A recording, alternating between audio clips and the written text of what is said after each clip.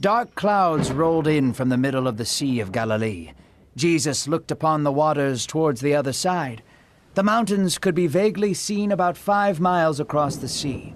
They were dark and ominous. There were rumors of a violent demoniac dwelling in the caves on the other side. "Let us go to the other side," Jesus said confidently. So the 12 disciples and Jesus boarded Peter's fishing boat. The skies grew darker as the clouds became thick. The gentle breeze of the sea became more and more violent. Peter, James, and John knew what was coming. They were fishermen and knew all the signs of a tempest. Jesus, being weary from a day of serving and preaching, went below to sleep. The winds tore against the sails. There was a sharp whistle coming from the north and south of the sea. The two winds collided against one another in the middle of the waters. It was as if the disciples were caught in the middle of a cosmic war.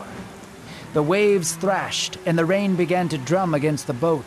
James and Andrew leaned both their bodies against the rudder to keep it in place as Peter and John tied in the sails.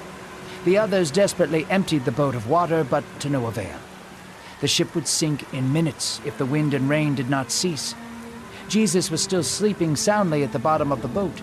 Simon looked down at Jesus, astonished that someone so powerful could sleep through such a nightmare. "Master!" he yelled. The boat was jolted by a wave, and Simon was sent tumbling into the side of the boat. He crawled to the small space where Jesus was sleeping and shook him awake. "Master, do you not care that we are perishing?" Jesus looked, stood up, and walked towards the front of the boat. The wind howled like a mighty titan. The disciples were tossed all around the boat from the waves, but Jesus' feet were sturdy as he marched. The wind whipped at his back, and the rain fell down like gravel. Jesus looked at the storm like an adversary. The waves were relentless and smashed against the bow to rock Jesus overboard. God's hero stood firm. He stretched out his hand and said, "Hush now, be still." He spoke to the wind and waves like disobedient children. Like a lion finally tamed, the wind and waves subsided and calmed. The sun peered in through the dark clouds, and the sea became still as glass. The scattered rays of light fell on Jesus' face. He closed his eyes and breathed in deeply. Jesus turned back to his disciples and said, "Where is your faith?" The disciples could not answer him. They were dumbfounded by what they had just witnessed. They had seen Jesus heal the sick and turn water into wine, but they just saw him command the untamable wind and unbeatable waves. With a word, he made the rain cease. They thought they knew who Jesus was, but they had not even begun to scratch the surface. Peter released the sails, and James took hold of the rudder. They sailed gracefully to the country of Gerasenes, which is opposite of Galilee. The boat came closer, and the men could hear a deep, painful cry echo from the mountains above the shore. Its sound was blood-curdling, the sound of screaming mixed with broken chains rattling against stone. They pushed the boat onto shore, and Jesus stepped off to see a man running towards him. He was naked and screaming. Blood dripped down his mangled chest, and broken chains were still attached to his wrists and feet. He was like a rabid beast seeking prey, and the disciples began to run back to the boat. But Jesus stepped forward. As the beastly man leapt towards Jesus, he fell short with his face to the rocky sand. He yelled with intense pain.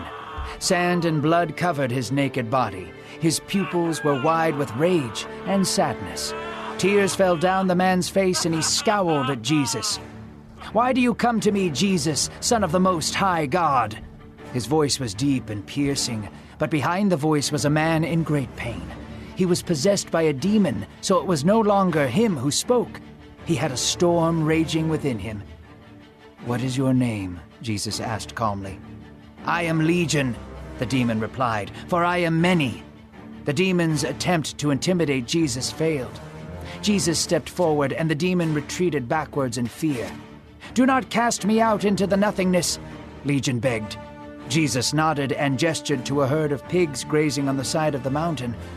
The man's body jolted backwards, and all of the sudden painful cries could be heard from the pigs above the mountain.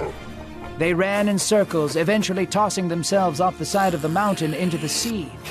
When the pig herders saw this, they ran back into the city and gathered people to come and see. Jesus knelt down to the man's still body. He was breathing but unconscious. Jesus gestured for one of the disciples to bring water, and the man was restored to consciousness. They clothed him and fed him.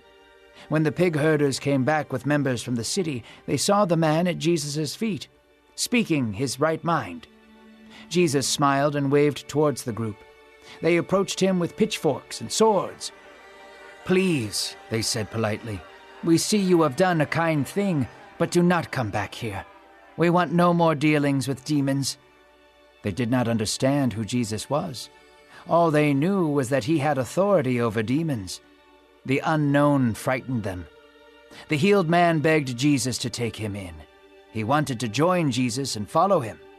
Jesus smiled and gave the man a big hug. "No," Jesus said warmly. "You must stay here and tell everyone what has happened. Your testimony will change lives." As Jesus said these things, he waved to the group and took off back to Galilee. The disciples were silent as they looked at Jesus. He stared at the horizon, and the sun began its descent beyond the waters. Jesus had calmed a great and mighty storm before their very eyes. However, he was also able to calm the storm within. They marveled and thanked God that he had finally sent their promised hero.